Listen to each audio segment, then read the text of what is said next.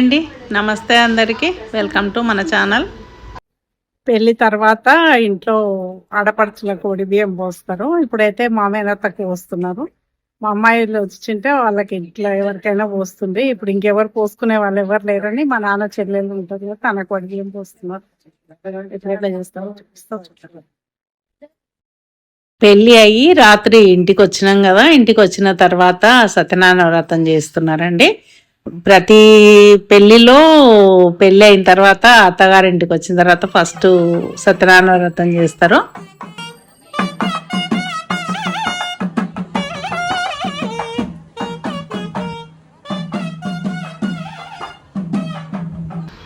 అయితే మామూలుగా పల్లెల్లో సత్యనారాయణ వ్రతం చేసిన తర్వాతనే ఇంకా అందరికీ పార్టీ ఇస్తారండి. అయితే నైట్కు రిసెప్షన్ ఏర్పాటు చేసిండ్రు ఫంక్షన్ హాల్లో.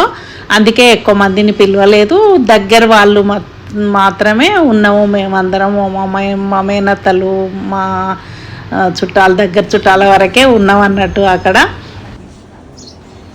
ఈ ఎల్లో చీర కట్టుకున్నదే మా నాన్న తోడబుట్టిన చెల్లి. ఇద్దరు చెల్లెళ్ళు ఉంటే ఒక చెల్లి మా నాన్న చనిపోయిన సంవత్సరమే ఆమె కూడా చనిపోయింది.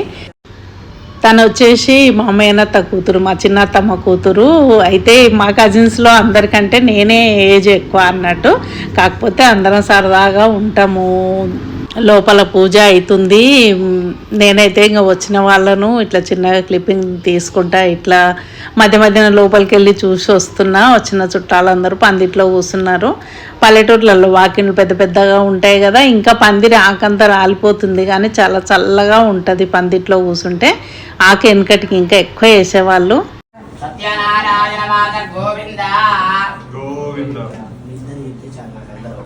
సర్వోపదార పూజాన్ సమర్పయామి.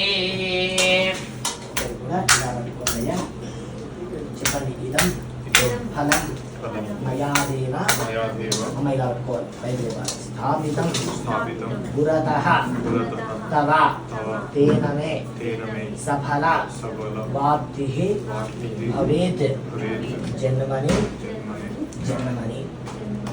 ఈ యొక్క మంత్ర అర్థం ఏమిటయ్యా అంటే రెడ్డి గారు, ఈ యొక్క ఫలాన్ని నేను సమర్పణ చేస్తున్నాను లేదా అంటే ఏదైనా ఒక కోరికతో సమర్పణ చేయాలి.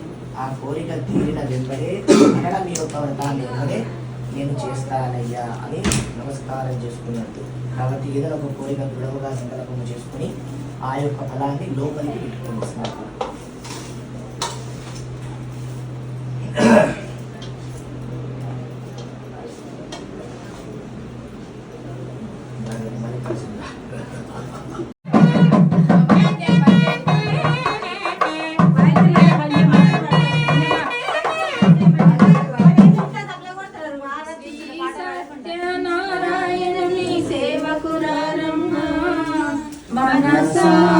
స్వామిని కొలచి హారతిరమ్మా.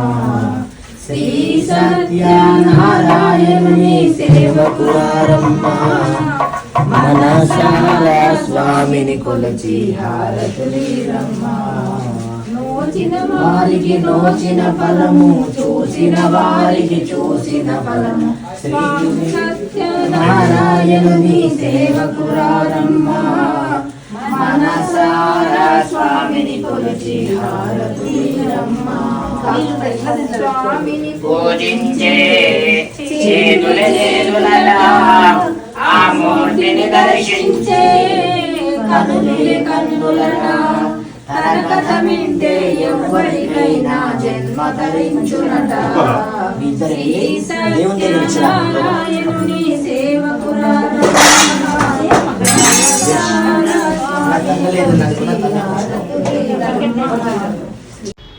తర్వాత వ్రతానికి మాల్లుడు దియాన్ని తీసుకొని వచ్చిండు. ఇంకా ఇది సాయంత్రం అన్నట్టు. సాయంత్రం మా అత్తమ్మ కొడి బియ్యం పోస్తున్నారు. ప్రతి పెళ్ళిలో కంపల్సరీ ఒకళ్ళకి ఇద్దరికన్నా ఆడపడుచులకు వడి బియ్యం పోయాలి. అయితే ఈసారి మా అత్తమ్మకి అయితే వడి బియ్యం పోస్తున్నారు. అట్లా వడి బియ్యానికి ఏమేమి పెడతారో చూపిస్తా చూడండి. ఈ ప్లేట్లో రెడీ చేసి పెట్టుకున్నారు కదా, పండ్లు, బ్లౌజ్ ముక్కలు ఎన్నెన్ని పెడతారో చూడండి. అవన్నీ పెట్టి ఇంకా బియ్యం కూడా లెక్కతోటే పోస్తారండి. 5 పిడికిళ్ళు, 5 దోసిళ్ళు, 5 సేర్లు, 5 సోళ్ళు అన్నట్టు 5 తోటి పోస్తారు. అట్లా లెక్కతోటి బియ్యం పోసిన తర్వాత అన్నీ 5 చొప్పున అట్లా అన్నీ 5 చొప్పున పెడతారు. అన్నీ పెట్టి రెడీ చేసి పెట్టిండ్రు అన్నట్టు. ఇట్లా తర్వాత అత్తమ్మకు ముందు బట్టలు ఇచ్చిండ్రు కదా, వాళ్ళు బట్టలు కట్టుకొని వచ్చిన తర్వాత మామయ్యకు ముందు ఈ పక్కన ప్లేట్లో ఉన్నాయన్నీ వండించి అతనికి అవి ఒకటే అన్నట్టు. ఇంకా మగవాళ్ళకు బియ్యం పోయారు.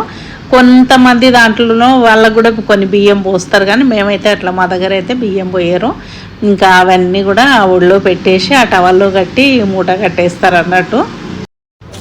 తర్వాత మా అత్తమ్మకి ఒళ్ళో బ్లౌజ్ ముక్క వరిసి ఆ బ్లౌజు ముక్కలోనే పసుపు కుంకుమ వేస్తూ బియ్యం పోస్తారు. ఇట్లా ఒక్కొక్కరు 5 సార్లు పోయాలన్నట్టు. అట్లా కొంతమంది ఒళ్ళో బ్లౌజ్ ముక్కేసి అట్లా పోస్తారు. ఇంకా కొంతమంది అయితేనేమో మెడల మీద చీరేసి చీర కొంగులో వడి బియ్యం పోస్తారు. మా అత్తగారులు అయితే మెడల మీద చీరేసి చీరలో వడి బియ్యం పోస్తారు, మెడల మీద వేసిన చీర కొంగులో పోస్తారు అన్నట్టు. ఇంకా ఇక్కడైతే ఇట్లా దాంట్లోనే పోసి 5 మంది పోస్తారు అన్నట్టు. అట్లా అన్నీ ఒక్కరొక్కరు ఆ పండు కానీ బ్లౌజ్ ముక్క అవన్నీ పెట్టి ఒక్కొక్కసారి అన్నీ 5 సార్లు అందరు పెట్టేస్తారు. అట్లా 5 మంది పోస్తారు. పెద్దవాళ్ళు అయితే వాళ్ళ మీద అక్షింతలు వేస్తారు, చిన్నవాళ్ళు అయితే కాళ్ళకు దండం పెడతారు. అట్లా 5 సార్లు 5 మంది పెట్టిన తర్వాత లాస్ట్ పెట్టిన వాళ్ళు అందులో ఉన్నాయి మొత్తము పెట్టేస్తారు అన్నట్టు. 5వసారికి గిన్నెలో ఉన్నాయి మొత్తం వంపేస్తారు. గిన్నెలు అంటే వెనకటి గంపలు పెట్టేది, గంపలో ఉన్నాయి మొత్తం వాళ్ళకి పెట్టేసేది ఒక చిటికెడని బియ్యం ఉంచి. తర్వాత అదే గంపకు 5 బొట్లు పెడతారు అన్నట్టు. గంధం పెట్టి బొట్లు పెడతారు. బొట్లు పెట్టిన తర్వాత 5 పిడికిళ్ళ బియ్యంతో అట్లా 5 కుప్పలు పోస్తారు. కొంతమంది ఏమో ఒక్కొక్క పిడికిలు ఒక్కొక్క కుప్ప పోస్తారు. ఒక్కొక్కరింటి పద్ధతి ఒకలాగా అన్నట్టు. తర్వాత ఇంకా బియ్యం అవన్నీ తీసుకొని ఇంటి ముందర గడప ఉంటుంది కదా, గడప దగ్గరకు పోయి గడపకు బొట్లు పెట్టి దండం పెట్టి లోపలికి వస్తారు అన్నట్టు. ప్రతిసారి ఇట్లనే నాకు పోయాలి పుట్టింటి నుంచి ఒడి బియ్యం అని కోరుకొని మొక్కుతారు అన్నట్టు. ఆ టైంలో దేవుడి దగ్గర మొక్కి వచ్చిన తర్వాత పీటల మీద కూర్చోబెట్టి హారతిస్తారు.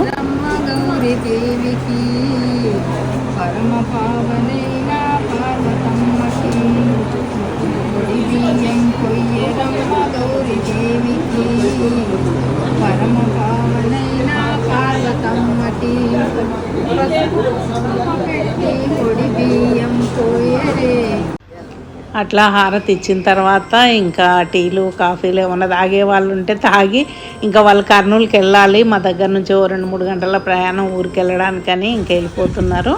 ఇంకా బయటకు వచ్చి అందరము కార్లు వాళ్ళకు బాయ్ చెప్పినాము. మా అత్తమ్మ మావయ్య అట్లా వెళ్ళిపోయినారు.